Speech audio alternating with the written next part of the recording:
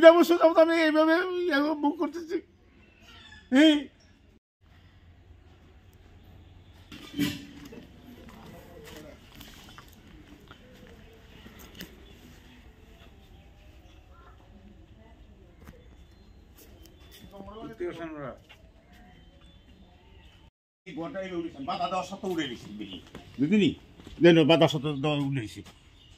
Building যদি হ্যাঁ হয় রাস্তাটা বন্ধ করছে এটা কোন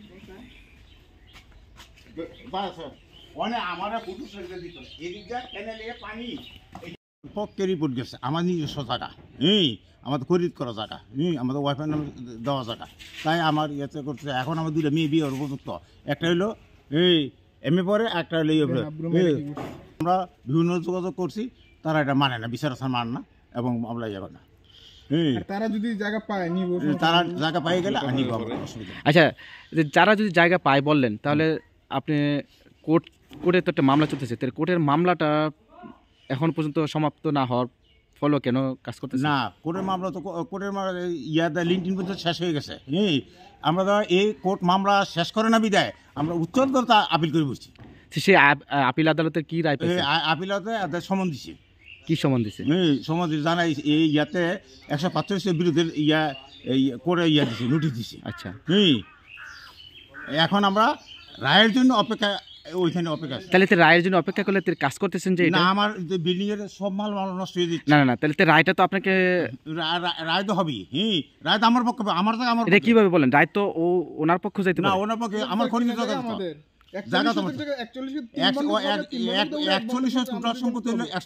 এখন ঠিক আছে, আপনি রায় আপনি পায়, কিন্তু রায়টা তো আপনার পক্ষে আসবে না আসবে সেটা কোর্ট বুঝবে না। কোর্ট বুঝবে, তাহলে কাজটা কি একটু যদি ঢিলে করা যেত না? না, কাজ জায়গা আমরা অলরেডি আছে, 3 ভাগের জায়গা প্রশ্ন, 3 ভাগের একবার জায়গা প্রস্ত আছে 3 ভাগ, 41%। 41% তারা 13.66 পাবে, আমি পাবো আমার 2200, আমি আমার 2200 একসাথে আমরা 27.33, 27.33% জায়গার ভিতরে আমার 14 দিয়ে দিচ্ছি। 14 হইতেছে, বিল্ডিং হইতেছে।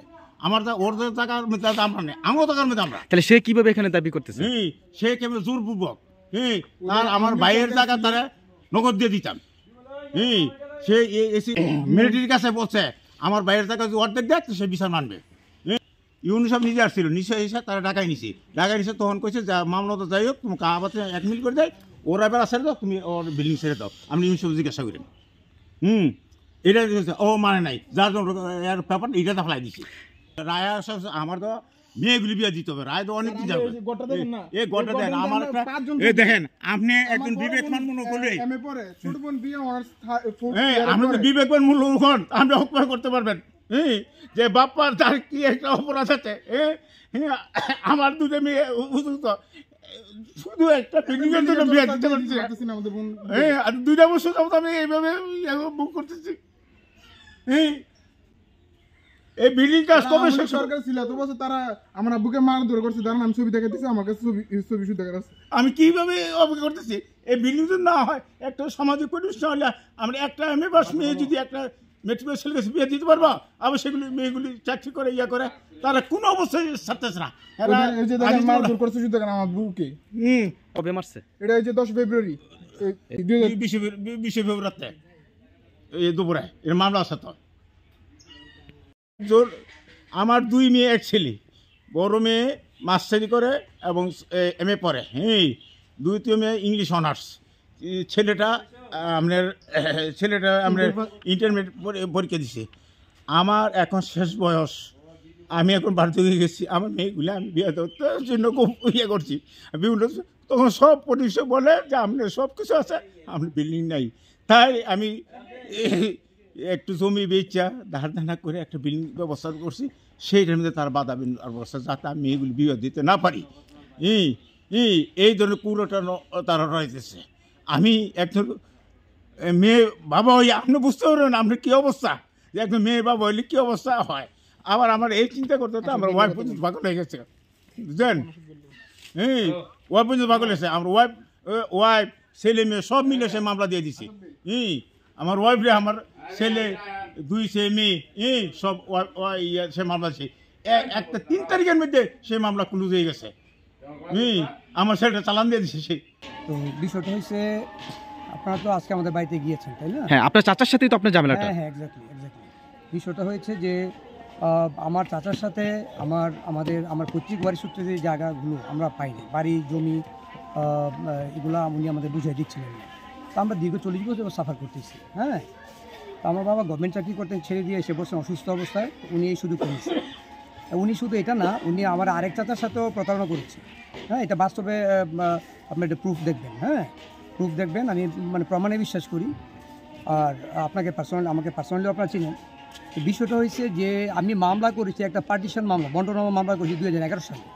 উনি প্রতারণার কারণে কিন্তু আমাকে করতে হয়েছে। হ্যাঁ, এবং আমার ওই চাচার সাথে পরামর্শ করে, আমার 2 চাচার সাথে পরামর্শ করে এই মামলাটা দিয়েছি। মামলা দেওয়ার পর রায়টা যখন আমার পক্ষে চলে আসতেছে 3-4 বছর আগে, উনি যখন রিজাল্ট পেলেন, যেহেতু উনি প্রতারণা করা হয় ওনার কাজ, উনি করলেন কি 3-4 বছর আগে এই জমিগুলো বিক্রি করা আরম্ভ করলেন। ওর নাম হলো খলিলুর রহমান ওরফে দাদুন মিয়া। তো বিক্রি করা যায় না, এটা উনি করেছেন। তারপরেও কিন্তু আমি চুপ ছিলাম। হ্যাঁ, আমি just waiting for the time. হ্যাঁ, কারণ কোর্ট তো রেজাল্ট দিবে, কোর্ট তো এটা আদেশ দিবে, অপেক্ষা করছি। তারপরে উনি করলেন কি, জায়গা বিক্রি করার পরে উনি 1 বছর আগে করলেন কি, এইখানে বিল্ডিং তোলা আরম্ভ করলেন, যেটা আপনারা দেখে আসছেন। হ্যাঁ, তখন আমি ইউনো মহোদয়কে জানালাম। হ্যাঁ, আমাদের বর্তমান ইউনো কামালিকা চাকমা, ওনাকে বললেন। উনি বললেন যে কামাল সাহেব, আমি তো কুমিল্লা আছি, আপনি একটা অভিযোগ দেন, অভিযোগ আমি ওসি সাহেবকে বলে দিচ্ছি। তো অ্যাকর্ডিংলি আমি অভিযোগ দিয়েছি। তো উনি ওসি সাহেব বলেছিলেন, ফোর্স আইসে থানা প্রশাসনের লোক এসে বলে গেছে যে আপনি মামলা চলছে, বন্টন মামলা, আপনি কাজ করেন না, কোর্টের পারমিশন পেলে কাজ করেন। উনি মেনে নিলেন।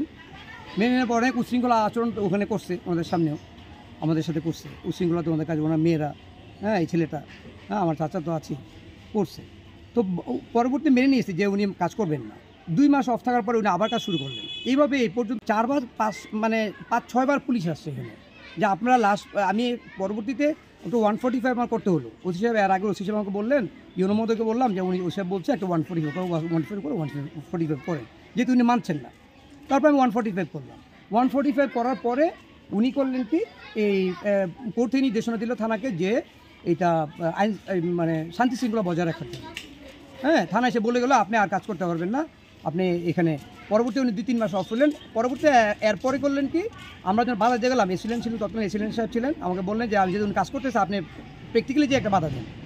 তা আমি গেলাম, বাধা দেওয়ার পরে উনি অকথ্য ভাষা গালমন্দ বললেন কি, এখানে একটা মারামারি অবস্থা সৃষ্টি করে ফেলেন।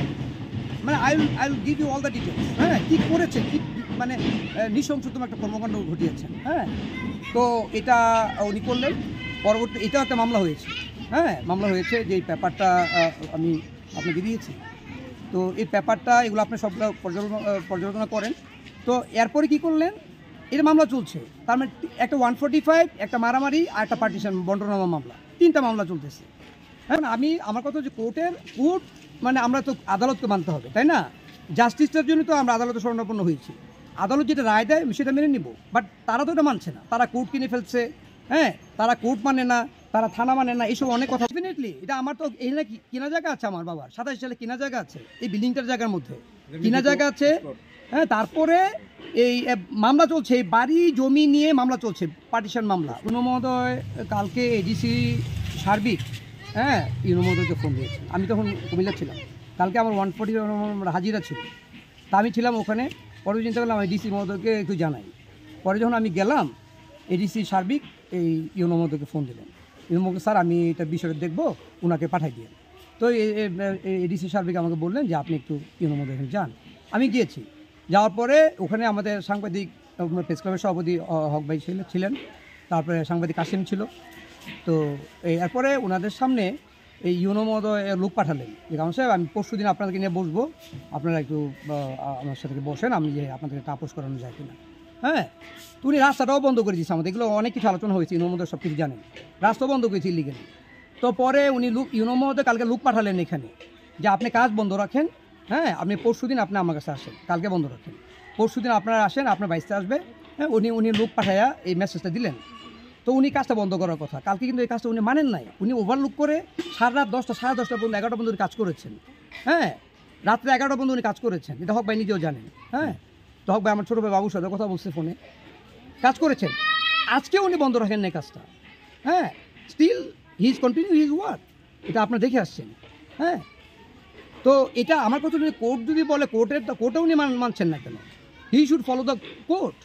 হ্যাঁ, আমি তো কোর্ট মানি। উনি 3টা মামলার পরে উনি একের পরে কাজগুলো করছেন, দিস ইজ আনফর্চুনেট।